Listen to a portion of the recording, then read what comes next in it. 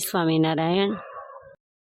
હવે અમે મેલકોટ જે દેવભૂમિ એમાં ધનુષકોટી નામનું તીર્થ એના દર્શન કરવા જઈ રહ્યા છીએ। તમે જોઈ શકો છો કે લગભગ દક્ષિણ ભારતની અંદર જે મહાન તીર્થસ્થાનો આવેલા છે એ પર્વતની ટોચ પર હોય છે ને અતિ મહત્ત્વના હોય છે, જેની પાછળ કેટલા ઇતિહાસો એ સંકળાયેલા હોય છે। અને એટલા માટે જ આજે પણ વર્ષો બાદ જે લોકો યાત્રા કરવા માટે જાય છે એ ગમે તેવી શ્રીમંત વ્યક્તિ હોય, પરંતુ જો મનની અંદર મહિમા હોય તો એ પગથિયાઓ ચડી અને તીર્થસ્થાનના ચોક્કસ દર્શન કરવા માટે જાય છે। ને ખાસ સૂચન એ પણ કે જ્યારે આપણે આવા તીર્થસ્થાનની અંદર જઈએ અને પર્વત પર ટોચ ઉપર આપણે નજર કરીએ અને પછી હિંમતથી હારી જઈએ કે આટલા પગથિયા આપણાથી નહીં ચડાય, તો માનો કે ખોટો આપણે પૈસાનો ખર્ચો જ કર્યો છે। એટલે ચોક્કસ વિસામું લેતા પણ આવા તીર્થસ્થાનોના દર્શન કરવા, અને તમે જોઈ શકો છો કે અતિ કઠિન છે। કોઈ ટેકા લઈને ચડી રહ્યા છે, કોઈ લાકડીના સહારે ચડી રહ્યા છે, કોઈ જે ધનુષકોટીના પગથિયામાં આજુબાજુમાં જે સીડી દ્વારા કહેતા કઠોળો કરવામાં આવ્યો છે એનો ટેકો લઈ અને વિસામું ખાતા ધનુષકોટી તરફ આગળ વધી રહ્યા છે। છેક પર્વતની ટોચ પર આ તીર્થસ્થાન આવેલું છે।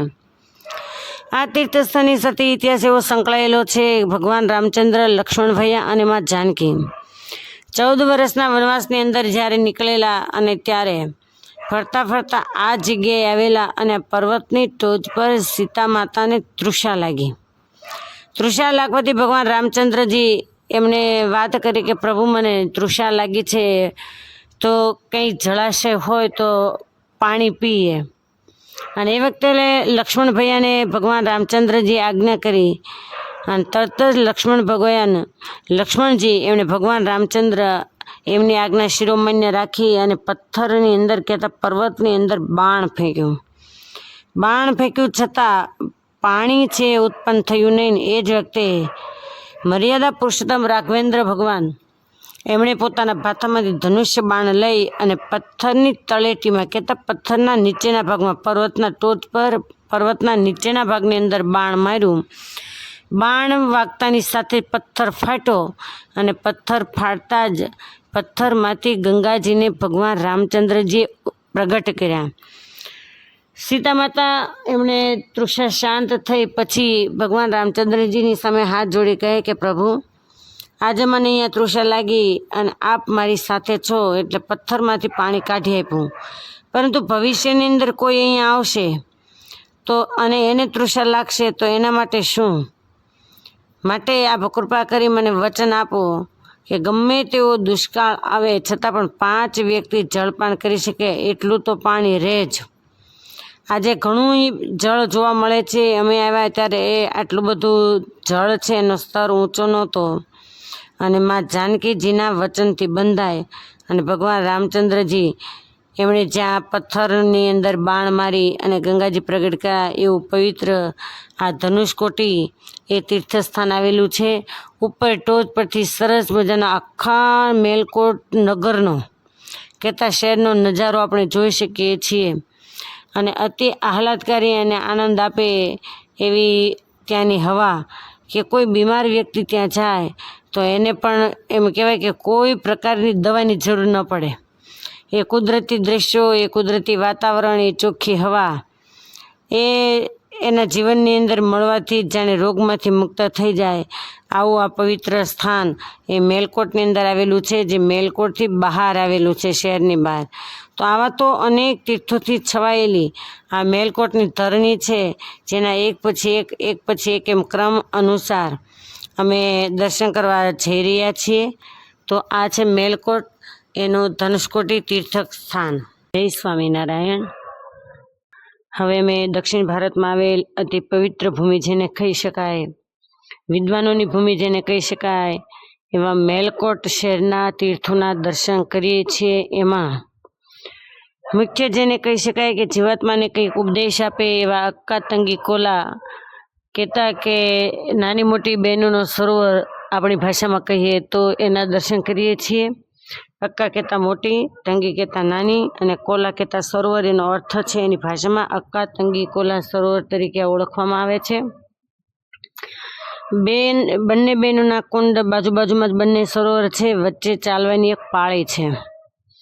તમે જોઈ શકો છો કે વિશાળ આ સરોવરો આવેલા છે અને અહીંયાના રાજા એમની જે મોટી કુંવરી એ ધાર્મિક પરમાત્માના પ્રત્યે પ્રેમ ધરાવનારી અને પરોપકારમય જેનું જીવન હશે, તો એક દિવસ એ મોટા રાજકુમારી એને એવો વિચાર આવ્યો કે દુષ્કાળ જેવી કંઈક પરિસ્થિતિ હોય અને સંપતનારાયણ ભગવાન તેમજ ગ્રામજનો એના ઉપયોગ માટે જળાશયની જરૂર હોવાથી રાજકુમારી એમણે પોતાની જે સંપત્તિ હતી એમાંથી આ સરોવર એ બનાવ્યું.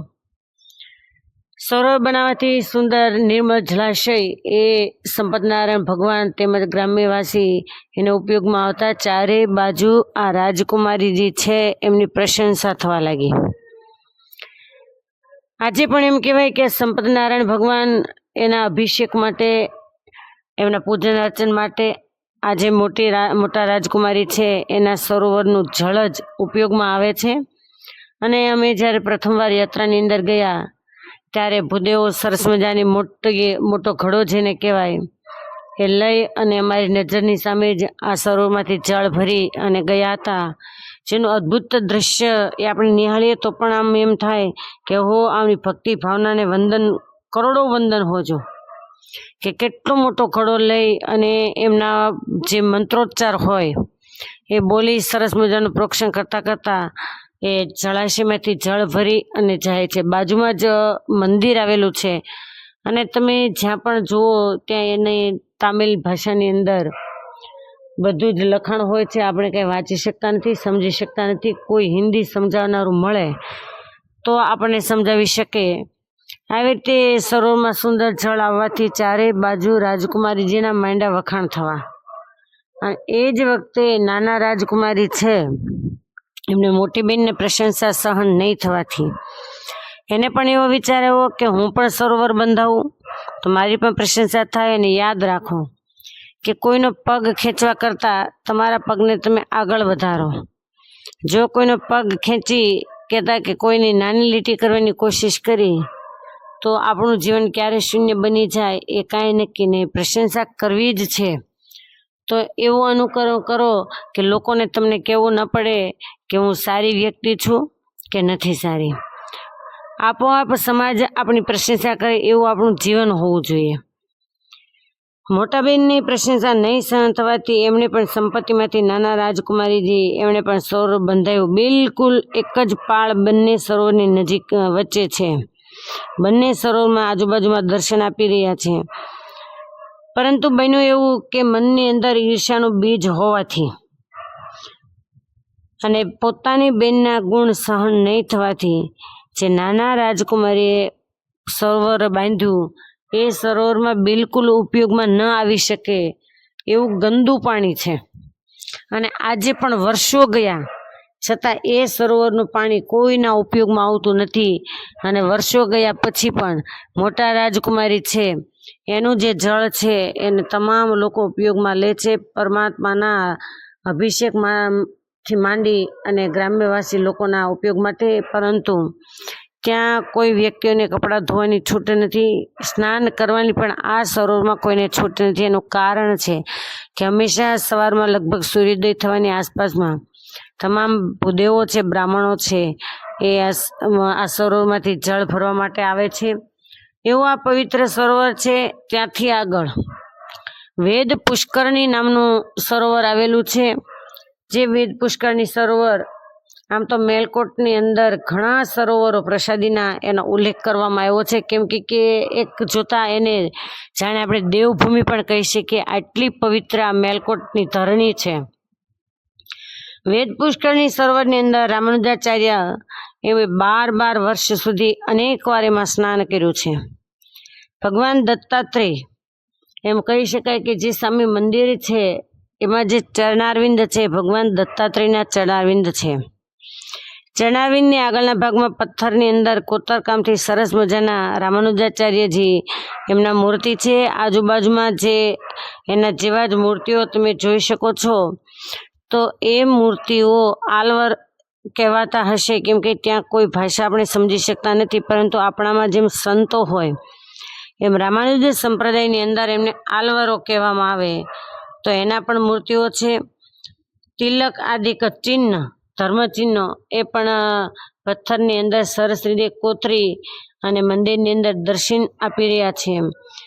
અને એમ પણ કહી શકાય કે વેદ પુષ્કરની સરોવર એનું નામ પણ એટલા માટે પડ્યું કે અહીંયા ખુદ ભગવાન દત્તાત્રેય એમણે વેદગાન કર્યું હતું, એટલે આ સરોવરને વેદ પુષ્કરની સરોવર તરીકે ઓળખવામાં આવે છે.